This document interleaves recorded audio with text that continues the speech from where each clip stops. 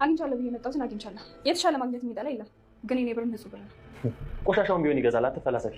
ቆይ ግን እስካሁን ከቴና ስንት ተቀብሏል? አላውቅም፣ ግን ብዙ ነው። አካውንት ውስጥ ግማሹ አለ? የለም። የግማሹ ግማሽ ሳለ ምንም የለም። አየህ፣ እኔ ከአንተ የተሻለ ገንዘብ አለኝ። ያለ ይመስላል እንጂ የለ። አሁን ከሁሉ ነገር ሊያበቃ ነው። ብዙ ነገር የኔ ሊሆን ነው።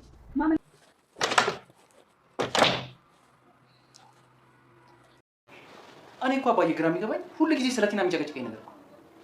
እያገኛት ይሆናል። እሱማ ያገኛታል እንጂ ምን ይሆናል? እና ምን አልከው? ያው ስትመጣ እንደምንፋታ ነገርኩት። ስለዚህ ቀድማ መጣ እንፋታ ነው የምትልህ? ትበለኝ። በእኔ ስም ምንም ነገር እንደሌለ እቤቱም እንደማይሆን ስታውቅ የተናገርኩበትን አፌን ይዝጋው ነው የምትለው። የሚገርም ነው። ቆይ ግን ለዛች ልጅ ለምን ስልክ አልደውልላት? ምን ታደርግልናለች? ሞኛቱን ትጠቅመናለች። አንተ ባለበት ትምጣ። ቆይ ግን እኔ ግራ የሚገባኝ መታ ምን ላወራት ነው? አንተ ወጣት ነህ፣ እኔ አርጅቻለሁ ነው ወይስ በእኛ ጊዜ የነበረውን የማስመጫ ዘዴ ልንገርህ? አባዬ አንተ ትቀልዳለህ። አልቀለድኩም፣ እውነቴን ነው። በእነሱ ስራ አንጀት ካረረ የመጣልህ ጥሩ እድል እቺ ሴት ናት። እንዴ አባዬ ተው እንጂ፣ እኔ ነገር ምንም እያማረኝ አይደለም። ሁሉ ነገር መጀመሪያ ጥሩ እንዲሆን አጠብቅ። በዚህ ደግሞ አትሸውድ። እና ደውለህ ምን ልትላት ነው? ቲና ስታገኛት ሁሉ ነገር ጥሩ ነበር። በኋላ ነው ሁሉ ነገር እየተቃየ እንጫወት እንጂ በኋላ ደውይለታለሽ። ስራ ነው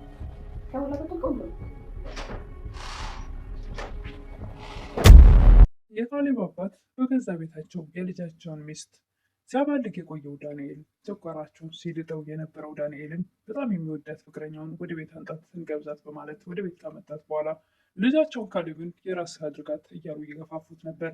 ልጅቷም የተረጋጋች ረጋ ያለች ትህትና ያላት ልጅ ናትና ወደዋታል። እሱም ቴናን ወስዶ ብሄድ አንተም የሱን ውሰድ እያሉ እየገፋፉት ነበር። ካሌብን እያበረታቱት ነበር። ካሌብም አባዬ ይሄ ግን ትክክለኛ ሀሳብ አይደለም፣ እንዴት እንደዚህ ልትቻልክ እያለ ነበረ። በፍጹም እሳቸው የሚሉት ነገር አልተዋጠለትም። የካሌብ አባትም ልጅቷን በጣም ስለወደዷት ዳንኤል በሌለበት ይጠሯታል። እሳቸውም በሱ ትዳር የማይፈልግ ከሆነ ዳንኤል እኔ ለልጅ እድርሻለሁ እያሏት ነበር።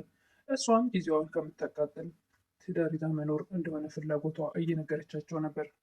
ዳንኤልም ለትሁት ይህን ሁሉ ነገር የገባሁት እዚህ ውስጥ ብዙ ነገር ተቋቁሜ እዚህ የደረስኩት እኔ ትዳር መያዝ እፈልጋለሁ። ያገኘውን ነገር እሱ ከቴና ተካፍሎ ይችን ኤደንን አግብቶ መኖር ነው አላማው። ነገር ግን ሊሳካ አልቻለም። ቴናን በመጠበቅ ጊዜውም ተቃጠለ። ልጅቷም እዚህ ጋር ምንም ነገር አልፈልግም፣ ትዳር ነው ፈልገው በትዳር መተሳሰር እያለችው ነበር። እሱ ግን ከዛ ቤት የሚጠብቀውን የሰው ሀብት የሰው ንብረት አገኛለሁ ብሎ ተስፋ ያደረገው ነገር አልተሳካም። ትሁትም እስኪ ሲሳካልህ እናያለን እያለች ነበረ። የሐሰት ሰነድ እንደሆነ ሽማግሌው የሚፈርሙላት ስለምታውቅ ምንም ቦታ አልሰጠችውም ነበር። ዳንኤልም በቲና መጥፋት እየተጨናነቀ ነበረ። ቲና የሐሰት ሰነድ ይዘው አብረው ከሽማግሌው ጋር ወጥተው ከፈረሙላት በኋላ ወደዛ ቤት ስላልተመለሰች ስልክም ስለማታነሳ ተጨናንቆ ነበር። ዳንኤልም ምን ትሆናለች ብለህ ነው? አትጨናነቅ፣ እንግዲህ የገባችበት ቅጀት ካልሆነ በስተቀር እያለው ነበር። ካሌብ ቅጀት ብሎ ሲለው አይ ማለቴ እሷ የሆነ ጸባይ ያላት ስትደሰትም ሆነ ስትበሳጭ ከቤት ትጠፋለች እያለው ነበረ ካሌብ ለዳንኤል። ሰላም ጤና ይስጥልኝ ውድና የተከበራችሁ በመላው ዓለም ያላችሁ ኢትዮጵያና ኤርትራውያን ናችሁ። እግዚአብሔር ይመስገን ደህና ነኝ። የግፈኛዋ ሚስትና የሰራተኛዋ ፍጥጫ ክፍል 25ን አብረን እናያለን። ዳንኤል ካሌብን 10 ጊዜ ቴና ደወለች ወይ እያለ እየተወጣች ገባች እያለ በተደጋጋሚ እየጠየቀው ነበር። ካሌብም ለአባቱ ምንድን ነው 10 ጊዜ የተወጣች የተገባች እያለ እኔ ምን አገለታለሁ 10 ጊዜ የሚጠይቀኝ እያለ ነበር። የካሌብ አባትም እሱ ያገኛት ይሆናላ ለዛ ነው ይላሉ። አዎ ያገኘታል እንጂ ታዲያ ይላል ካሌብ። የዳንኤል ፍቅረኛ ኤደንም ይደውላ ቶሎ በትዳር መተሳሰር አለብን እያለችው ቢያስረግጣ እየነገረችው ነበረ። ከዚህ በኋላ እስከ መቼ ነው የምታገስ እያለችው ነበር። እሷም ትንሽ ጊዜ ታገሽኝ የኔ ፍቅር፣ የሆነች ነገር እስኪሳካለት ቴና ያን ቤት ተካፍላ ከሷ ገንዘቡን ከፍሎ ሄዶ ያችን አግብቶ መኖር ስለሆነ ምኞቱና አላማው። ቴና ደግሞ ቢሳካላት ኖሮ ከዳንኤልም ከካሌብም ሳትሆን ሜዳ ላይ እንደምትቀር አላወቀችም። ነገር ግን ሁሉም አልተሳካላትም። ዳንኤልም የኔ ፍቅር በጣም ነው የምወድሽ እያለ ሲያወራ ከጀርባው ካሌብ ቁሞ ያዳምጠው ነበር። ካሌብም የምትወደት ፍቅረኛለች ማለት ነው ያ ሲለው እሱም በጣም በመደናገጥ ላይ ነበር። ለምን አታመጣትም እና ወደዚህ አትጋብዛትም እያለው ነበረ። እሱም በመደናገጥ ላይ ስለነበረ ምን አይ ቴና እኮ እኔ ፍቅረኛ እንዲኖረኝ አትፈልግም እያለ ነበር። ካሌብም እሷ እኮ እህትህ ናት፣ ደግሞ አንተ ሕፃን ልጅ አይደለህም። አንተ እኮ ራስህን መምራት የምትችል ሰው ነህ፣ ምንም እሷ አይመለከታትም እያለው ነበር። ዳንኤል ለእሷ ስል ምን ያልሆንኩት ነገር አለ? ክብሬን አዋረድኩኝ፣ ራሴን ጣልኩኝ፣ ያለበት የድብብቆች ነገር የሆነች ገንዘብ አግኝቼ ከዚህ ቤት ሄዳለሁ በማለት በጣም እየተሰማው ነው። እሱንም ስልችት አድርጎታል። ያንኑ ፍቅረኛውን አንጣ ወደዛ ቤት ገብዛ ስለተባለ ይዞት ይመጣል። እሷም የካሌብ አባት እንዳዩዋት በጣም ስለወደዷት ምን እንደምትሰራ እየጠየቋት ነበረ። እሳቸውም ዳንኤል አግብቼ መኖር እንደምፈልግ ይሄ ነው በቃ እኔ ቶሎን መጋባት ነው የምፈልገው፣ እሱ ግን ነገሮችን ወደኋላ ያንጓትታል እያለች ነበረ። ብዙ ሀብት ንብረት ሲፈለግ እኮ እድሜ ጊዜ ይሄዳል እያሉ ነበር የካሌብ አባት።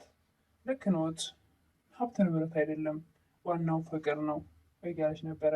እሷም ከካሌብ ቤት ከወጡ በኋላ አያሌው ሽማግሌው ምን እንዳሉ የግድ ሀብት ንብረት መኖር አይጠበቅበትም፣ በትዳር ተሳስሮ መኖር ነው፣ ከዛ ሁለታችንም እየሰራን እናፈራለን እያለችው ነበር። ከተጋባንማ አንቺ አትሰሪም፣ እኔ ሰርቼ ላስተዳድርሽ እችላለሁ እያለ ነበረ። እንግዲህ ቲና ከዛ ቤት ንብረት ታመጣለች ብሎ ያን ተስፋ ስላደረገ ዳንኤል አሁንም በተስፋ ላይ ነው።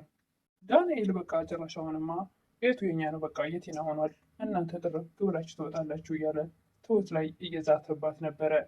ግን ምንም ያሳዝን የመሰለሽ አንቺ ታሳዝኛለሽ፣ ለሽማግሌውም ለሱም ከዛም ስታለቀልቂ ሜዳ ላይ ቀረሽ እያለ ነበር ዳንኤል። ካሌብም ቲናን ለዳንኤል እንዴት እኔ ባለቤቷ እያለሁ ሳታናግረኝ በዛው ወጥታ ትቀራለች፣ ስልክ ትዘጋለች፣ በቃ ከዚህ በኋላ ከሷ ጋር በትዳር የመኖር አላማው የለኝም፣ ከዚህ በኋላ ስትመጣ ፍች ብቻ ነው ይላል። ዳንኤልም ፍች ብሎ በጣም ይደነግጣል። ከተፋታች ምንም ገንዘብ አታገኝም የሚለውን ነገር ስለሚያስብ ብዙ በቃ ብዙ እንደ ስራ ነው የሚቆጥረው እሱ የደከምኩበት ይላል ሁሉ ጊዜ ለትሁት። ምን ትላለች ትሁትም በሰው ንብረት ትለዋለች፣ ሁልጊዜ ትነግረዋለች። እሱ ግን አይገባውም። ከእሷ ጋር የሚወጣ የሚወርደውን ብዙ ተስፋ የሚያደርገው የሚጠብቀውን የሰው ንብረት እንደሰራ አድርጎ የደከምኩበት ይላል ሁልጊዜም ዳንኤል። ትሁት እስካሁን ስንት ገንዘብ ወስደሃል ትለዋለች ከቲና። በጣም ብዙ ገንዘብ ወስጃለሁ ይላል። ግን ምን ያክል ገንዘብ አለህ ባንክ ትለዋለች። ምንም የለም ይላት ነበር። ዳንኤልም ከቲና የሚያገኘውን ሽርፍራፊ ገንዘብ የሚወዳትን ፍቅረኛውን ለማስደሰት እየወሰደ ለእሷ እንደሚሰጥ ነው። እሷም ግን በትዳር ተሳስራ መኖር እንጂ የእሱን ሽርፍራፊ ሳንቲም አይደለም የምትፈልገው። የካሌብ አባትም ልጅቷንም ስለወደዷት ዳንኤልንም መበቀል ስለፈለጉ በተደጋጋሚ እንዲያገባት ልጅቷን እየጠየቁት ነበር። ልክ አይደለም አባቴ እያለ ነው እሱም። እሳቸውም እንደውም ሌላ ሴት ፍለጋ ከምትሄድ በቤት ድረስ የመጣችልን በቃ ይቺ ሴት ናት ለአንተ የምትሆነህ እያሉት ነበር። የካሌብ አባትም እንደዛ ሲያበሽቋቸው የነበሩትን ትሁትን ቲናንና ዳንኤልን ቲናንም በሐሰት ሰነድ ፈረምኩልሽ በማለት ዳንኤልን ደግሞ ፍቅረኛን አጣ በማለት ወደ ልጃቸው እንድትሳብ ለማድረግ እየጣሩ ነው። ዳንኤል በሌለበት ልጅቷን ይደውሉላታል። በቤት መታ እስቲ አንዳንድ ነገር እንነጋገር በማለት ልጅቷም ለዳኒ ሳትነግረው ቀጥ ብላ ወደ እሳቸው ትመጣለች። እሳቸውም ከካሌብ ጋር ለማቀራረብ በጣም ጥረት እያደረጉ ነበር። እሷንም እጅግ በጣም እንዳዩዋት ገና መጀመሪያውኑ ስለወደዷት ለልጃቸው ሚስት እንድትሆን እየፈለጉ ነው። አንደኛ የልጅቷ ጥሩነት፣ ሁለተኛ ደግሞ እነሱን ለመበቀል እያደረጉት ጥረት ነው። ዳንኤል ፍቅረኛ ጋር እንደዛ እየተጨዋወቱ እያለ ዳንኤል ይመጣል። ዳንኤልም ልጅቷን ሲያያት በጣም ግራ ተጋብቶ ነበር። እነሱም እሷም ሳይደውሉለት እዛ ቤት እንዴት መጣች ብሎ ገና በር ከፈት አድርጎ ሲገባ እጅግ በጣም ተደናግጧል። ምናልባት ቲና የምታደርገው ድብቅ ነገር ይታወቅብን ይሆን ብሎ እጅግ በጣም ተደናግጧል ዳንኤል። ካሌብም ፍቅረኛ መያዝ አለብህ ሲሉት አባቱ፣ እሱም ትሁትን እንዳትለይ ብቻ እያለ ነበረ። እሳቸውም ትሁት ወደ እኛ ቤት ሰራተኛ ሆና መምጣቷ ነው እንጂ ምን ይጎላት ነበር፣ ልበ ሙሉ ጠንካራ ጀግና ሴት ነች እያሉ ነበረ። እሳቸውም እንግዲህ ወይ ትሁትን ወይ ደግሞ የዳንኤልን ፍቅረኛ ሊድሩለት ፈልገዋል። እንግዲህ የዛሬው ቪዲዮ ይህን ይመስል ነበረ። የሰራተኛዋና የክፉዋ ሴት ፍጥጫ ክፍል 25